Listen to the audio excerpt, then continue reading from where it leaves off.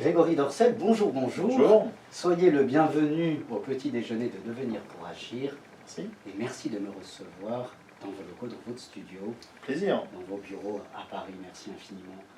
Je voudrais tout d'abord commencer par une citation de Jules Renard. On lui demandait de se présenter, et voilà ce qu'il dit. « Je suis un homme sensible, que la vie blesse ou réjouit. Je n'ai pas le sang-froid de l'observateur indifférent. » Et vous, Grégory Dorcel, qui êtes-vous? Artisan du plaisir, on dirait. On peut le dire. Homme très sensible également. Non, le plaisir, ça me parle. Voilà, en tant que professionnellement, évidemment. Et on en discutera peut-être un peu après, plus largement. Voilà. Et à titre personnel, à titre professionnel. Voilà, donc épicurien également. Et puis on parlera aussi peut-être de concept de vie d'entreprise, de ce que les entreprises pour moi doivent délivrer à leurs collaborateurs. Enfin, voilà. Exactement. Vous venez de vous définir à la fois comme un être sensible et un artisan du plaisir. Quel lien faites-vous entre le plaisir et la sensibilité? Est-ce que vous pensez que les deux concepts sont liés, où on peut à la fois être sensible sans être absolument attiré par le plaisir? Est-ce qu'on peut être... j'ai du mal effectivement à comprendre qu'on ne puisse pas prendre plaisir ou être attiré par soit le plaisir qu'on veut se procurer à soi-même, soit procurer aux autres. Voilà, parce que je pense que c'est un des sens de la vie, à mon sens. Maintenant, la sensibilité, oui, elle peut dans certains cas amener plus facilement au plaisir, et à l'inverse, elle peut en éloigner aussi. Voilà, c'est comme dans tout, la sensibilité, ça a du beau et du mauvais. Pour vous, vous les liez. En effet, il y a du bon et du mauvais, on reparlera de ces concepts éthiques. Avant d'approfondir, de rentrer en profondeur dans la réflexion, quelle est votre plus belle qualité?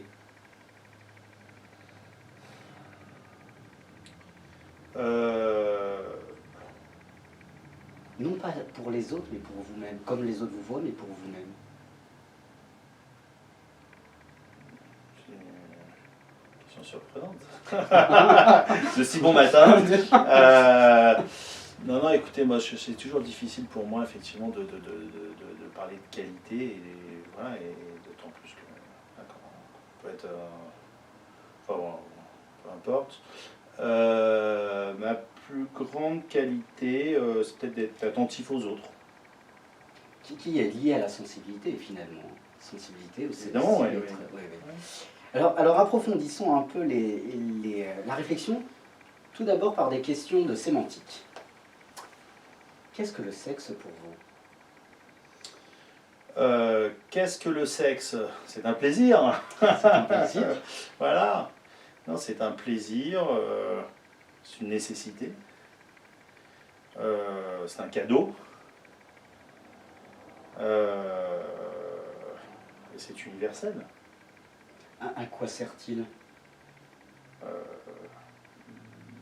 se reproduire, Oui. Donc il sert à l'existence de l'humain, il sert à son plaisir également.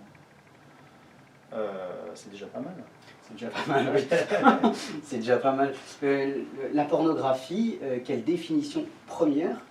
Je rappelle que c'est adressé à tous les jeunes et les étudiants. Comment définissez-vous la pornographie? D'autres on définit ça comme étant l'érotisme des autres. Exactement. Voilà.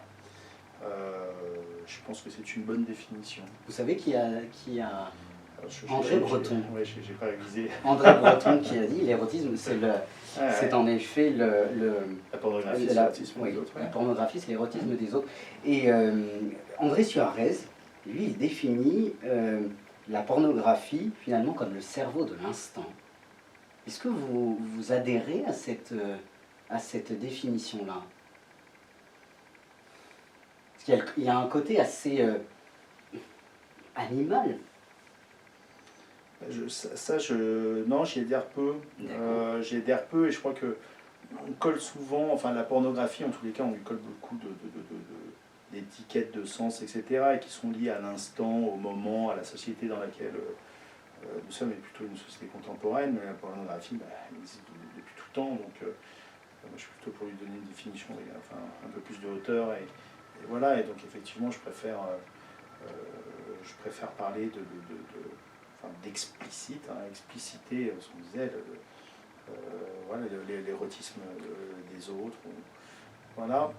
Mais je vois pas, moi je vois absolument pas, d'ailleurs dans la sexualité au sens large, une forme comme cette instantanéité ou d'animalité. Voilà, je réfute ça. Ça, c'est des concepts qui sont d'ailleurs très intéressants et auxquels je suis assez attaché. Je pense que la sexualité, c'est tout autre, justement. C'est de la finesse, c'est de la sensibilité, c'est la vie, c'est aussi multiple que la vie. Et on ne peut pas réduire ça, en tous les cas, à un instinct animal, voilà, qui ramènerait ça, on dirait, au vulgaire. Et donc, voilà, je trouve que c'est une dérive contre laquelle on lutte, justement, hein, et que pour nous, la sexualité, au contraire, ça peut être la finesse, la sophistication, chacun la vit comme elle veut, et cataloguer ça, voilà, dans des instincts animaux, je trouve ça non seulement d'une simplicité un peu déconcertante, et je trouve ça assez dangereux comme concept. Mais alors peut-être vous allez rejoindre Amélie Nothomb, qui elle va définir la pornographie d'une autre manière. Je la cite, la pornographie, c'est ce qui parvient à susciter un simulacre du désir chez ceux qui ont eu trop de tout. C'est pourquoi aujourd'hui, l'art dominant et pornographique, il est le seul qui parvient à attirer l'attention. Bon, écoutez, chacun ses jugements de valeur. Oui, mais alors je vais approfondir. Elle parle du désir. Ouais. Est-ce que la pornographie, actuellement, pour la plupart des personnes, est-ce un besoin ou un désir? Et comment définissez-vous le désir? D'ailleurs, est-ce que le plaisir est un besoin? Voilà, déjà, on pourrait poser cette question. Beaucoup vous diront non. Effectivement, on peut vivre sans plaisir. C'est un choix.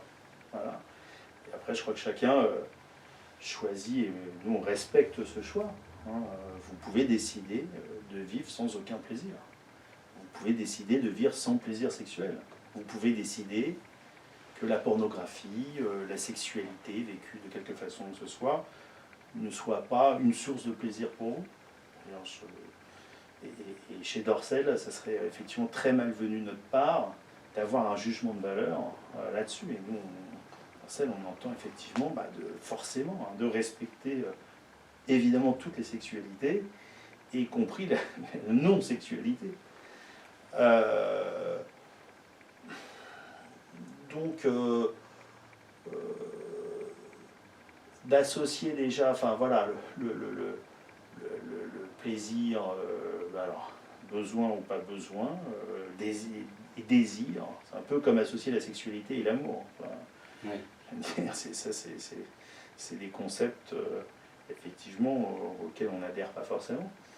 Mais alors, au niveau sociétal, comment expliquez-vous l'évolution assez exponentielle des personnes qui vont visiter les sites pornographiques? Alors peut-être vous allez me contredire, mais il me semble qu'il y a eu quand même un taux exponentiel au moment de la pandémie, où tout le monde était chez eux. Alors, moi j'ai pour habitude de rappeler un petit peu les temps pas plus anciens, parce que je vais juste vous ramener dans les années 70. Fin des années 70, le cinéma X, les cinémas porno, représentaient un tiers des entrées en salle en France. J'ignorais complètement un tiers. Voilà, c'est trop jeune, c'est pour ça. Je n'étais pas né.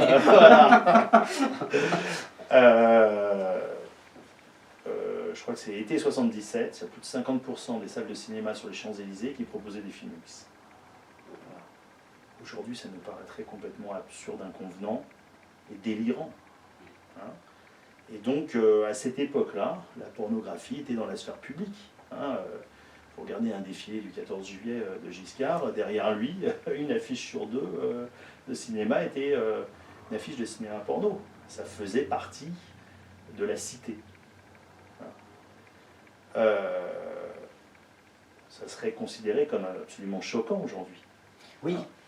Oui. Voilà, ce n'était pas un sujet à l'époque. Oui. Donc ce que je crois, c'est que c'est surtout devenu un sujet de préoccupation. On a, et ce qu'on peut nous ressentir, en tous les cas, chez Dorcel, une espèce de dichotomie qu'on peut avoir entre la sphère publique et la sphère privée. Autant on estime que nos concitoyens, dans leur sphère privée, ont évidemment de moins en moins de tabous, vivent leur sexualité de plus en plus librement, et peut-être plus vivent leur plaisir sexuel de plus en plus librement. Ça me semble être un bien. A l'inverse, on a l'impression que dans la sphère publique, dans la cité, la sexualité au sens large, l'érotisme également, n'ont jamais été aussi peu exposés, n'ont jamais été aussi tabous. Je vous donnais cet exemple de salle de cinéma. Je pourrais vous prendre comme exemple les films eux-mêmes, le nombre de films dits grand public à l'époque, 9 mm, 37,2, Dernier Tango, etc. Les valseuses, ce seraient des films qui aujourd'hui ne pourraient plus jamais être distribués et diffusés, encore moins internationalement. Nombre d'émissions télé mettaient l'érotisme, le corps, parfois souvent le corps de la femme en tous les cas, enfin, on pourrait dire soit l'honneur ou pas, c'est une question d'appréciation. Mais en tous les cas, ces images aujourd'hui seraient absolument plus tolérées, ces situations seraient plus tolérées. La nudité était présente partout dans la cité. Voilà. Aujourd'hui, cette nudité, elle n'est plus acceptable. Ce n'est pas un jugement de valeur que j'apporte, je veux dire, je ne sais pas si c'est mieux, moins bien, etc. C'est juste un constat. Voilà.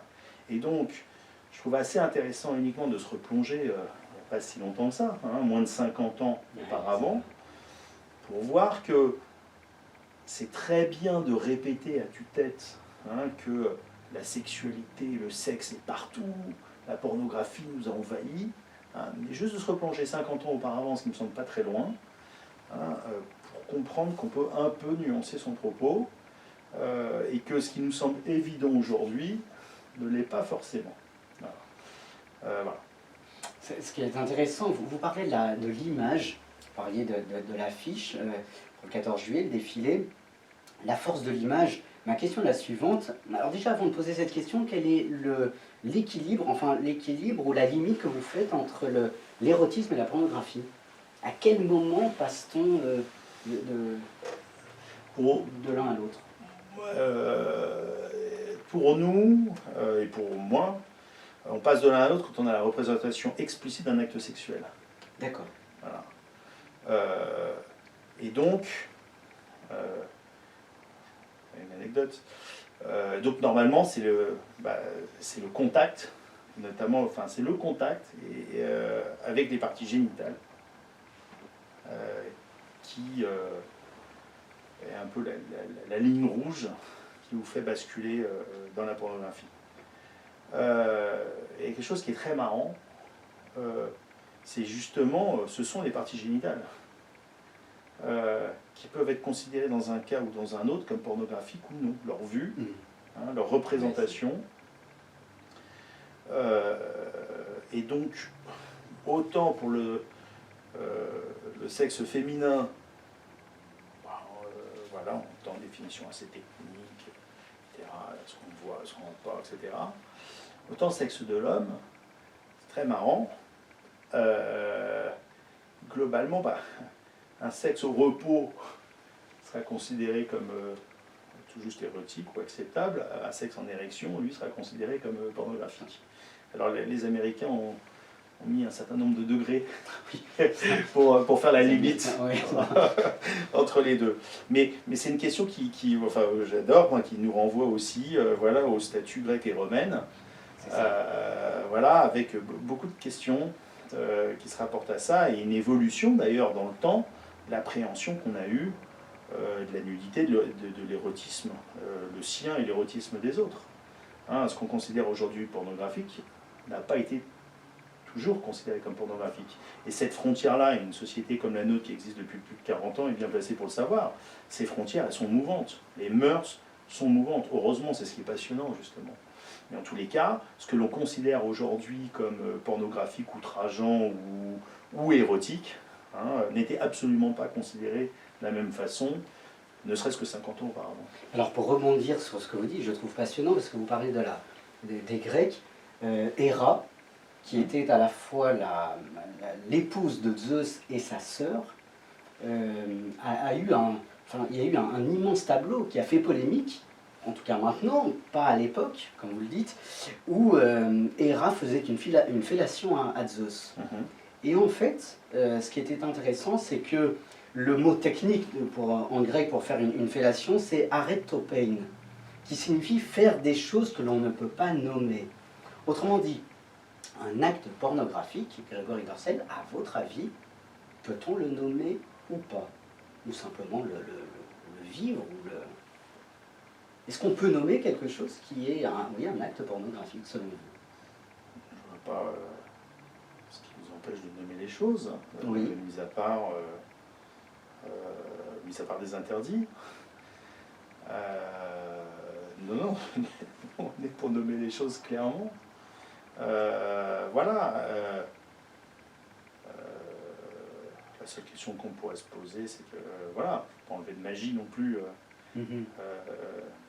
au plaisir, et pas ramener l'acte sexuel et la sexualité, effectivement, chose de technique. Oui. C'est pas enviable non plus. Nous, effectivement, à partir du moment où, à mon sens, c'est créateur de plaisir, c'est un côté magique. Voilà, et je trouve, évidemment, on n'a jamais envie de casser la magie des choses. Oui, c'est sûr, mais et alors, comme on ne peut pas, en tout cas, dans la Grèce antique, on ne pouvait pas les nommer, on voyait les choses. On pouvait les dessiner, en tous les cas, les dessiner, exactement, les peindre ou les sculpter. Exactement. Ça, beaucoup plus aujourd'hui. Voilà. Beaucoup plus. Aujourd'hui, on peut les nommer. C'est vrai ce que vous dites, c'est à la fois, aujourd'hui, à la fois on peut les nommer, on peut les sculpter, mais ça peut faire scandale. On ne peut plus les représenter dans la sphère publique. C'est ça. C'est ça, oui, c'est hyper intéressant ce que vous dites. Mais alors, comme on ne peut plus les représenter, on va voir les choses. Alors, on peut les représenter dans la sphère privée. Dans la sphère privée. Et finalement, c'est ce que c'est votre entreprise permet cela aussi. Alors, évidemment, nous, la vocation de Dorcel, hein, c'est, en tous les cas, pour ceux qui le souhaitent, et encore une fois, je dis pour ceux qui le souhaitent et qui ont droit, hein, puisque on est dans une société qui a ses règles, auxquelles on adhère, hein, c'est déjà les concepts de protection des mineurs. On peut en débattre, etc. Nous, on ne débat pas, simple. Ouais, on est néanmoins... les fruits de la société française, on adhère à ces règles, et voilà, et donc il n'y a pas de discussion sur le sujet. Je pense qu'il y a des fondements légitimes à ça, mais bon, je ne sais pas si c'est le sujet aujourd'hui. Mais on y adhère. Alors, ensuite, il y a dans ceux qui y ont droit, et ceux qui en ont envie, qui ont un désir de pornographie, ou à qui ça peut... Enfin, voilà, par plaisir ou par curiosité aussi, pourquoi pas. Nous, notre métier, effectivement, c'est de leur proposer ça, de répondre à leurs désirs de façon la plus élégante, la plus plaisante possible, et celle aussi qui véhicule le moins de tabous possible. Ça fait partie, évidemment, de notre métier. Voilà, sachant que d'un côté, comme je vous l'ai dit, une situation qui est un petit peu paradoxale, puisque ça c'est intéressant. Alors, je pense pas qu'il y ait... Enfin bon, si, on va dire qu'il y a quand même moins de tabous, et de moins en moins de tabous, notamment chez les Français, concitoyens, en tous les cas dans tous les pays occidentaux, dans la sphère privée. Ce qui me semble avoir évolué plus que tout, et beaucoup plus vite d'ailleurs que les appréciations qu'on peut avoir sur la sexualité, c'est surtout sur le plaisir féminin. Oui. Ces 10-15 dernières années, je pense que c'est plutôt ça le driver, très marquant. c'est qu'alors que le plaisir féminin était quelque chose qui était complètement ignoré, et que la sexualité semble être l'apanage des hommes, voilà, tout d'un coup on semble avoir découvert effectivement que le plaisir féminin était quelque chose qui était tout aussi important. Voilà, et donc ça apporte effectivement pas mal d'évolutions, peut-être de discussions et de débats finalement, malheureusement peu, parce que je pense qu'il y a quand même peu de débats sur la sexualité, sur le plaisir, peut-être moins que quelques années auparavant. Ça reste encore un peu tabou finalement. Parce que la sexualité, le plaisir, oui, la pornographie. Je pense que c'est beaucoup plus tabou que ça pouvait l'être une trentaine d'années. D'accord. Mais alors, Grégory Dorcel, je voudrais reposer ma question, peut-être d'une autre manière, mais comment expliquez-vous, et je vais l'approfondir, comment expliquez-vous qu'il y ait aujourd'hui beaucoup plus de personnes qui vont visiter les sites pornographiques? C'est-à-dire, est-ce que finalement, il n'y a pas un mal-être, c'est anthropologique, un mal-être dans la personne? Ils sont tellement dans un mal-être qu'ils finissent par être mal et de ce fait vont visiter ces sites qui vont leur permettre de se faire plaisir. Alors, beaucoup rêveraient que l'explication soit un mal-être, etc. Et voilà ce qui ouvrirait la porte à avoir l'envie de guérir tout le monde. Du feu qui les anime. Peut-être il faut soigner les gens là, de leur dérive. Voilà. Non, je pense que je vous donne l'exemple de ces cinémas. Un tiers des entrées en salle en France. Voilà, donc quand vous alliez au cinéma, il y a un peu plus d'une trentaine d'années, une fois sur trois, vous allez voir un film pornographique. Voilà. Je pense que quand on surfe sur Internet, une fois sur trois, on peut admettre qu'on aille sur un site pornographique. C'est juste que les moyens de communication ont permis aux gens, au sens large, d'accéder beaucoup plus facilement à ce à quoi ils ont envie. C'est aussi simple que ça. Personne n'y va, en tous les cas je parle pour les majeurs, les mineurs c'est une autre histoire, mais personne ne va, enfin beaucoup vous raconteront qu'ils vont sur le site pornographique par mégarde, alors qu'ils ne veulent absolument pas et qu'ils sont tombés là, on leur a imposé de surfer, de visiter là-dessus. Bon, on en connaît peu, nous, finalement. Mais voilà, je pense que c'est juste que les moyens technologiques permettent à tout à chacun de faire ce dont il a envie plus facilement. Et non seulement un moyen technologique qui permet un accès plus facile, mais aussi un accès plus intime.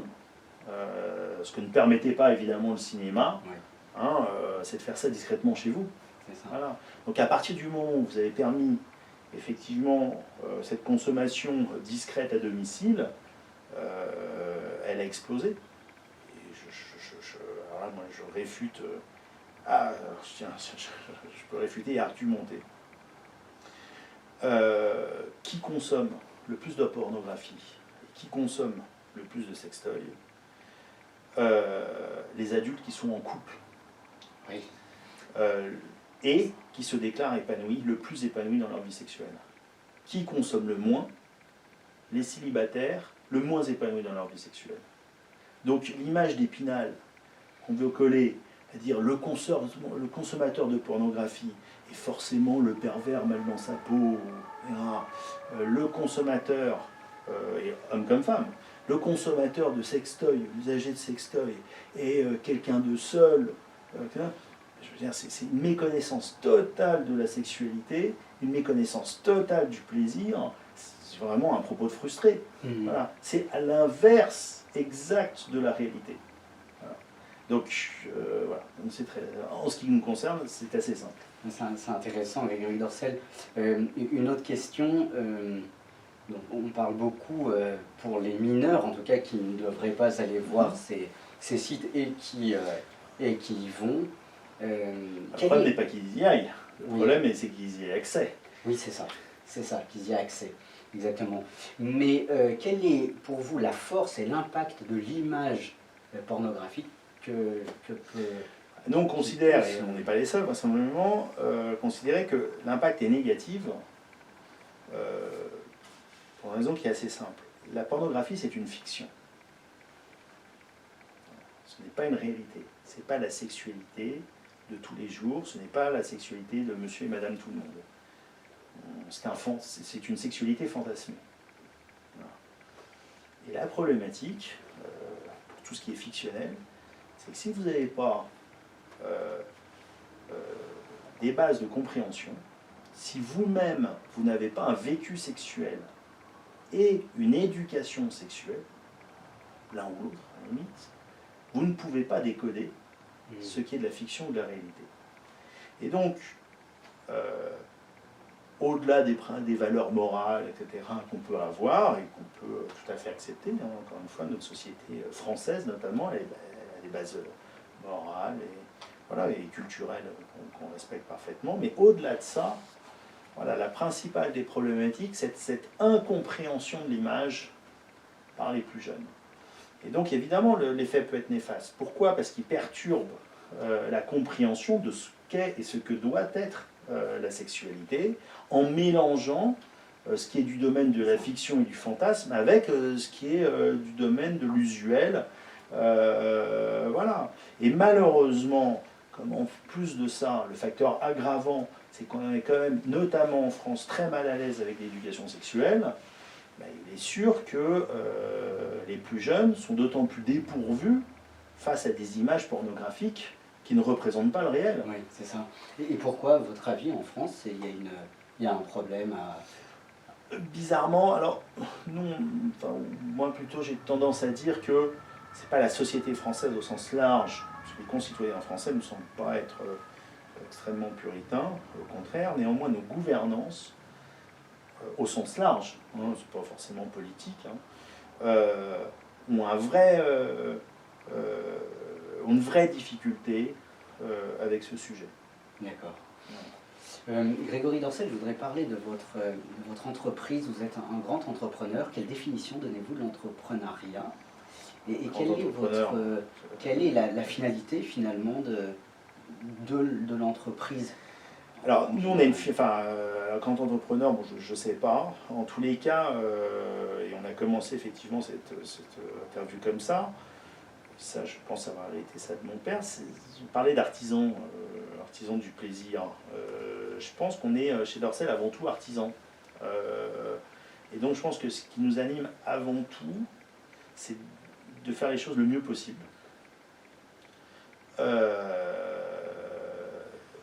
Vis-à-vis d'une part de nos clients, donc du public français, et de nos collaborateurs et partenaires. Voilà. Et donc on a parlé brièvement ça, de ce que peut être le sens, pour nous en tous les cas d'une entreprise, et donc je trouve que c'est une vocation artisanale. Et donc nous, notre vocation, elle est plus là que être les plus beaux, les plus grands au monde, etc. Je pense qu'avant tout, on essaie de bien faire les choses. Voilà. Et ça c'est paraît d'être des notions nobles, hein, mais qui restent des notions d'artisan. Voilà, donc on a, je pense que nos équipes qui sont même assez jeunes sont très impliquées pour ça. Mais alors, est-ce que votre entreprise est-elle au service de ce que Marcel Mauss appelait à son époque? Il disait qu'il fallait que, d'une certaine manière, la pornographie soit comme un fait sociétal total. Autrement dit, qu'elle entre dans la société, qu'il n'y ait plus de... Nous, on n'a pas de volonté d'expansion de la pornographie. Oui. Nous, notre volonté, c'est plutôt que la pornographie qui existe soit évidemment source de plaisir, appréciable, et la plus respectable possible pour être respectée. Voilà. Et donc, on a des critères de qualité, d'éthique, etc., qui sont vraiment forts chez nous, qui sont des vraies valeurs études. Pourquoi? Parce que notre combat, et celui-ci, notre combat, est que chacun puisse, en dehors de la pornographie, hein, puisque les activités de Dorcel aujourd'hui, c'est tout autant de fournir des sextoys, des accessoires, de la lingerie sexy, etc., que des contenus. Donc nous, notre métier, c'est de faire en sorte qu'on puisse accéder et de fournir les accessoires ou les services qui vous permettent de jouir librement et facilement. Voilà, et comme vous l'entendez. Si vous ne l'entendez pas, on n'est pas là effectivement pour les taper à votre porte et vous mettre des contenus, des produits sous le nez si ce n'est pas votre truc. Bon. Et donc, notre métier, c'est que ça soit facile, qu'il y ait le moins de gêne et le moins de tabou. Voilà. Et donc, pour ce faire, les recettes nous semblent simples. C'est des produits et des services de qualité qui soient respectueux de tous. Voilà, c'est assez basique. Et quelle est la plus belle valeur, vous parliez d'éthique de votre entreprise, quelle est la plus belle valeur que vous mettez, sur un piédestal, en tout cas pour votre entreprise?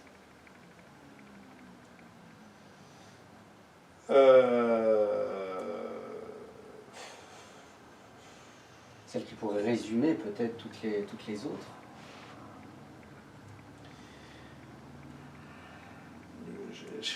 Enfin, implication et générosité, mais finalement ça se rejoint.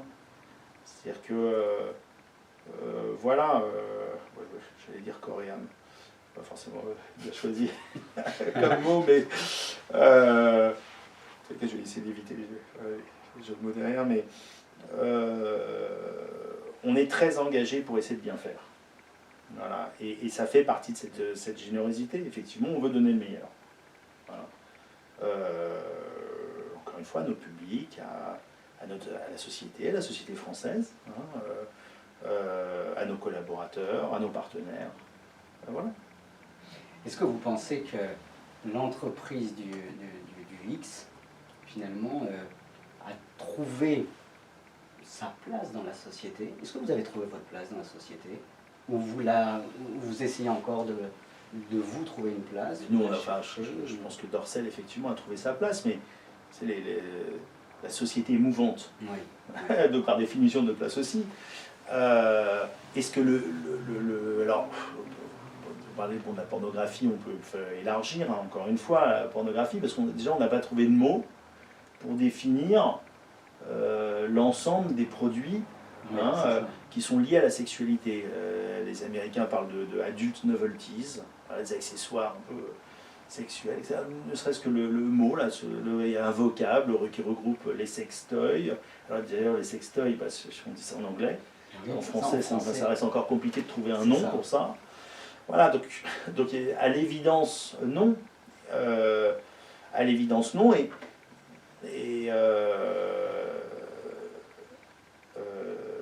donc, voilà, c'est en évolution perpétuelle. Ensuite, en termes d'industrie, c'est pas une industrie qui est encore mature. Donc, non, il y a encore un petit peu de travail.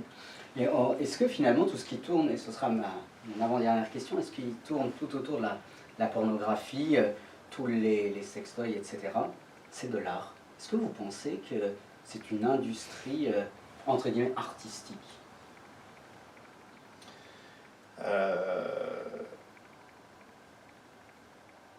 Alors, c'est déjà... Alors, encore une fois, nous, on se définit comme artisans, on n'est pas comme artistes. Voilà.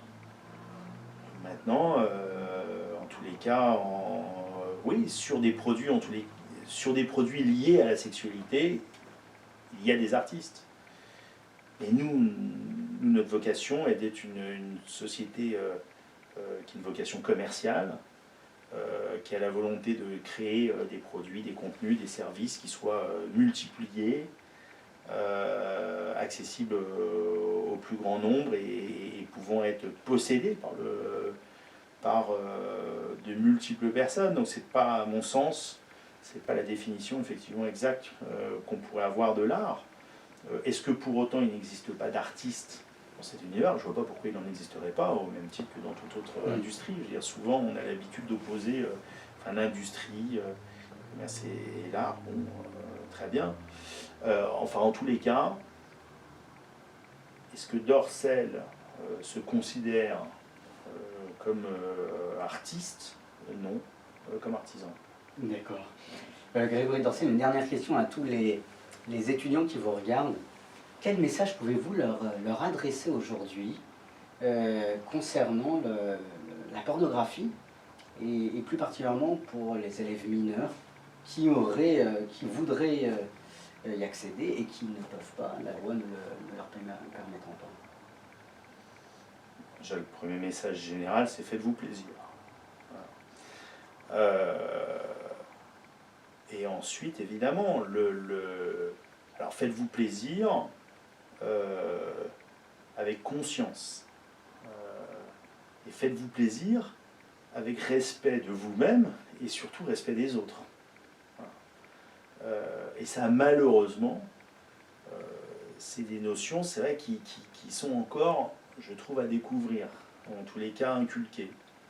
Voilà, et sans doute, certains trouveront ça bizarre, effectivement, pour un acteur comme nous pouvons l'être à Dorcel, de parler effectivement de ce sujet, mais nous, on prône une sexualité épanouie, hein, et une sexualité épanouie, elle ne se fait pas à l'encontre de l'autre, elle se fait avec l'autre, elle est source de plaisir pour soi-même et surtout source de plaisir pour l'autre. Voilà. Et donc, les tabous, etc., nous interdisent finalement, enfin nous interdisent, ils font qu'on n'a pas coutume de parler du plaisir de l'autre aussi. Donc ça me semble être moteur, et donc je pense qu'effectivement, il faut avoir un bon objectif de se faire plaisir à soi-même et de faire plaisir à l'autre. Voilà. Et puis pour les plus jeunes, effectivement, comprendre nettement que on peut comprendre la curiosité qu'il peut y avoir vis-à-vis de la pornographie, mais souvent, effectivement, par les plus jeunes, la pornographie va être consommée non pas pour se faire plaisir, mais par curiosité et parfois pour découvrir ce qu'est la sexualité.